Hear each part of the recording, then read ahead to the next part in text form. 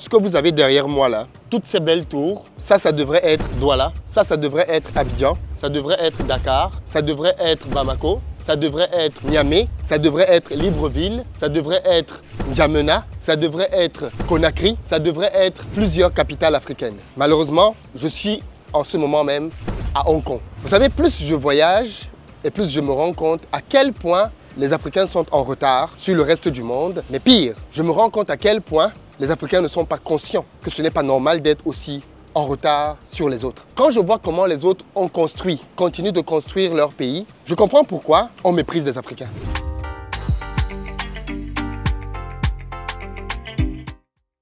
Salut à toi et bienvenue sur ma chaîne, moi c'est Philippe Simon et ici je te parle de business, de développement du continent africain. Donc si tu es nouveau et que ça t'intéresse, tu t'abonnes.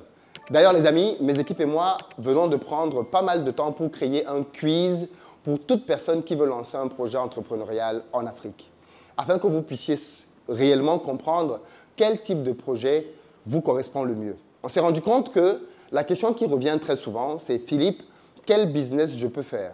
Eh bien, pour vous aider à répondre vous-même à cette question-là, nous avons conçu un quiz dans lequel on vous pose quelques questions. Il n'est pas très long, mais qui va vous permettre de vraiment d'abord vous comprendre vous-même et ensuite de voir quel est le type de projet qui vous correspond le mieux. Parce qu'en fait, il faut qu'on soit clair là-dedans. En fonction de votre aversion au risque, de votre budget et d'un certain nombre de paramètres, vous n'êtes pas fait pour certains business. Et en répondant au quiz, vous verrez beaucoup plus clair sur ce qui vous correspond. Vous avez donc le lien juste en dessous qui vous permet de rejoindre le quiz. Le site, c'est backtoafrica.fr/quiz. Rendez-vous dans le quiz donc dès la fin de cette vidéo. C'est parti. Vous avez désormais la possibilité de devenir membre de la chaîne YouTube. En gros, je crée du contenu comme celui-ci qui est public, mais désormais, je crée du contenu privé qui permet d'aller un peu plus loin, de partager les coulisses de mes business, de montrer des choses que je ne montre pas sur Internet et de partager des chiffres que je ne partage pas sur Internet. Donc, si vous voulez aller plus loin, apprendre davantage de moi, de mes expériences, vous devez nous rejoindre dans l'espace membre. Je vous recommande vivement de prendre le forfait à partir de Gold pour avoir accès aux émissions en direct. Parce que je fais désormais des émissions en direct avec des entrepreneurs qui ne sont disponibles que dans l'espace membre. Donc, rejoignez-nous à présent. Je comprends pourquoi certains ont du mépris. Je ne le valide pas. Mais je comprends pourquoi certains, quand ils voient les Africains, voient en eux des personnes qui ne sont pas dignes de respect. Alors oui, je suis d'accord que tout être humain mérite d'être respecté simplement par le fait qu'il est un être humain. Mais la réalité est que dans le monde dans lequel nous vivons, ça ne fonctionne pas comme ça. On respecte celui qui a des éléments de respectabilité. Et de nos jours, on respecte la force, on respecte l'économie, on respecte la puissance. Les Africains n'ont rien de tout ça. Et ce qui est encore plus dramatique, c'est de voir ce qui les occupe. Alors même qu'ici, les jeunes travaillent. En Asie, les jeunes travaillent énormément. Alors même qu'ici, les jeunes travaillent à construire leur pays, à bâtir des tours, des immeubles, à gagner des marchés, à être sur les plateformes pour créer des applications qui changent leur quotidien. Nous, dans nos pays, on est en train de faire des challenges pour savoir quel clip va avoir beaucoup de vues. Nous, dans nos pays, on est en train de mobiliser tous des pays entiers pour pouvoir donner des vues à un clip. Et d'autres se mobilisent pour dire qu'il faut qu'on fasse la contre-attaque. Il faut que nous aussi, on ait notre clip qui soit le plus vu. Ça, c'est le problème de l'Africain. C'est qu'il est extrêmement distrait. Les Africains sont extrêmement distraits. Les Africains me rappellent le dernier de la classe qui, quand c'est la pause, va jouer avec les premiers dans la cour. Il ne réalise pas qu'en tant que dernier de la classe, il doit faire plus d'efforts que les autres. Il ne réalise pas qu'en tant que dernier de la classe, il ne doit plus aller en pause. Il ne réalise pas qu'en tant que dernier de la classe, ce n'est pas normal quand on voit le potentiel qu'il a. Parce que les Africains aiment bien se gargariser d'avoir des matières premières. Les amis, on est ici à Hong Kong, il y a quelle matière première? Regardez-moi ces collines. Regardez-moi ces collines. Voilà, on croirait le mont Cameroun. Regardez les collines. Et il y a quelle matière première à Hong Kong? Regardez ce qu'ils ont fait. J'ai montré plusieurs vidéos de la Chine. J'en ai montré de la Corée du Sud. J'en ai montré de l'Inde. C'est la même chose au Vietnam. C'est la même chose en Thaïlande. Ces gars travaillent à vitesse grand V pour s'en sortir. Parce qu'ils ont goûté la pauvreté et ils savent que ce n'est pas bon. Ils ne veulent pas rester dedans. Mais nous, dans nos pays, on dirait qu'on prend plaisir à être pauvre. Voilà pourquoi quand tu commences à réussir un peu, quelqu'un d'autre est tellement jaloux de toi qu'il fait tout ce qu'il peut pour te ramener plus bas. Parce que notre place, c'est dans la pauvreté. Nous, on est dans la misère et on y est bien.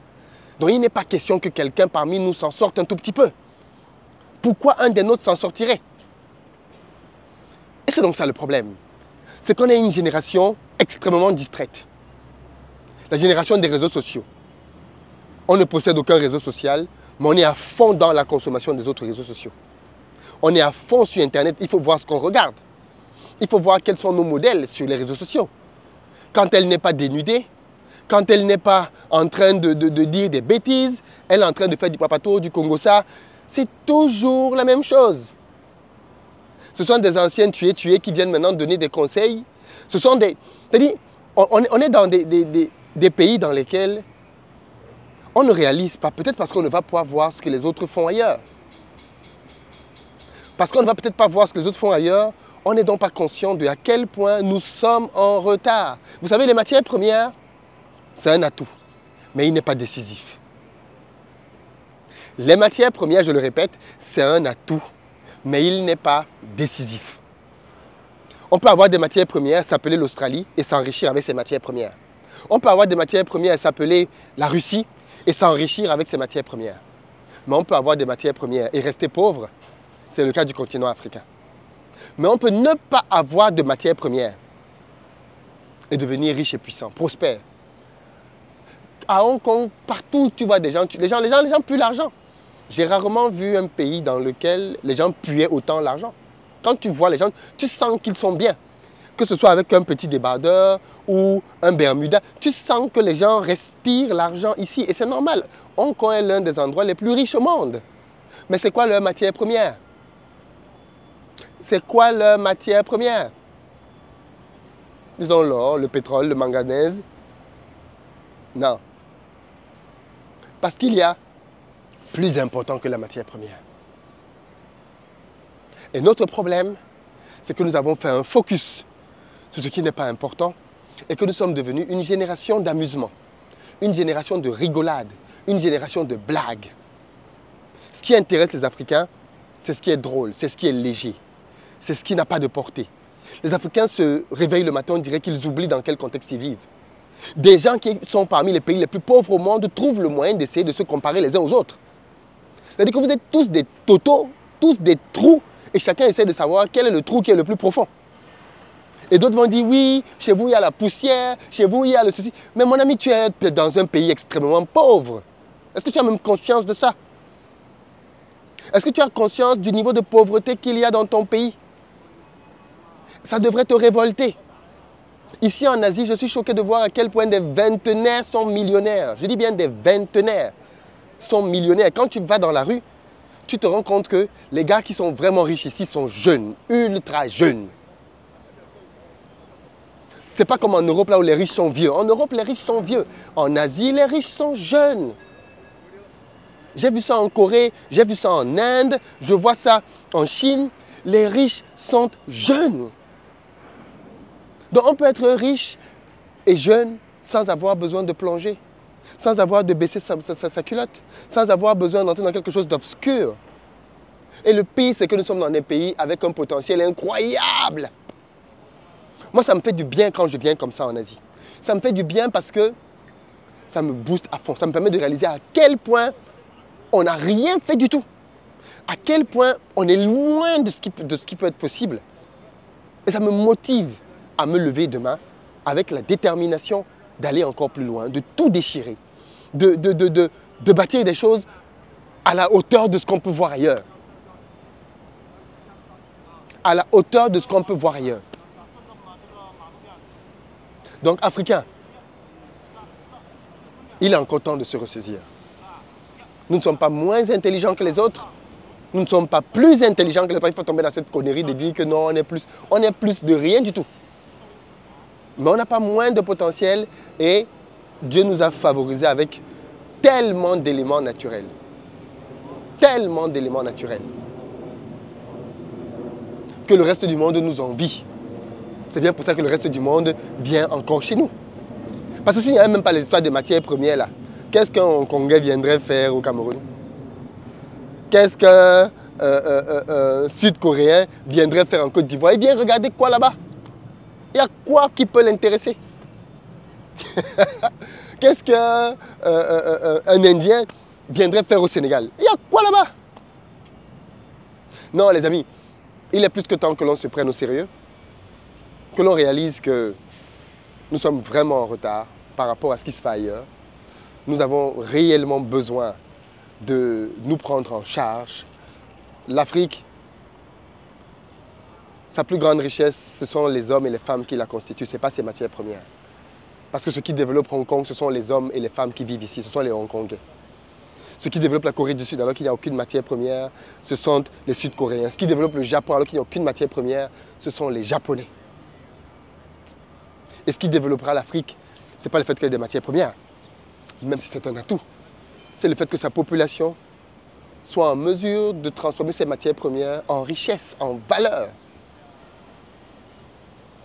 Parce que pour le moment, ceux qui ont la science et la technologie, ils auront toujours l'argent pour aller chercher la matière première là où elle se trouve.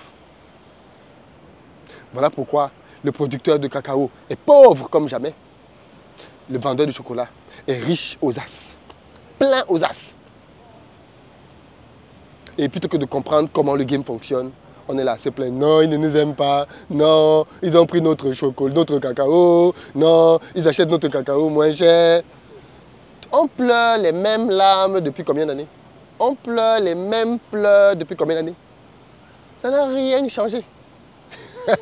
Ça n'a rien changé. Et ça ne va rien changer de pleurer. Il faut juste prendre conscience du monde dans lequel on vit, se lever, se prendre en charge et avancer. C'est tout.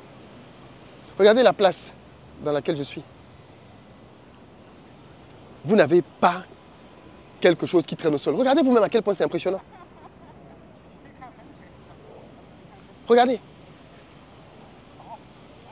Ah, le papy joue avec son fils. Ouais, regardez. Tranquille. C'est propre comme jamais. Et il n'attendait pas que je vienne faire une vidéo. C'est pas comme s'il s'attendait à ce qu'il y ait une vidéo aujourd'hui qui va venir montrer ça. Non, non, non. Quand je suis sorti et que j'ai je me suis dit, mais c'est pas possible. Regardez. Toute la place, je peux la parcourir autant que je veux. Les tours, alors, n'en parlons même pas. Les tours, n'en parlons même pas. Regardez-moi ça. Regardez celle-ci.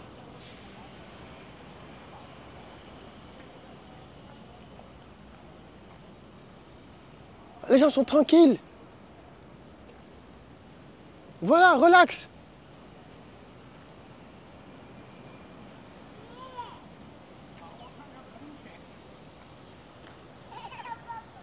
Et il y a certainement parmi vous des gens qui vivent à Hong Kong. Témoignez dans les commentaires, dites aux autres Africains quelle est la réalité à Hong Kong. Dites-leur ce que vous voyez ici.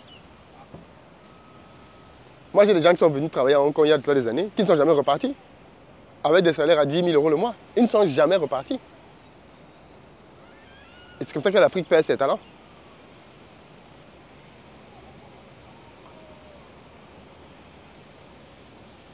C'est incroyable.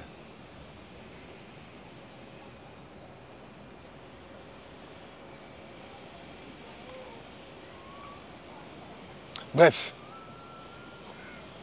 moi ça me parle en tout cas. Ça me parle et ça me challenge. Et vous? Et vous? Ça suscite quoi en vous? Dans les commentaires. J'ai hâte de vous lire. Peace.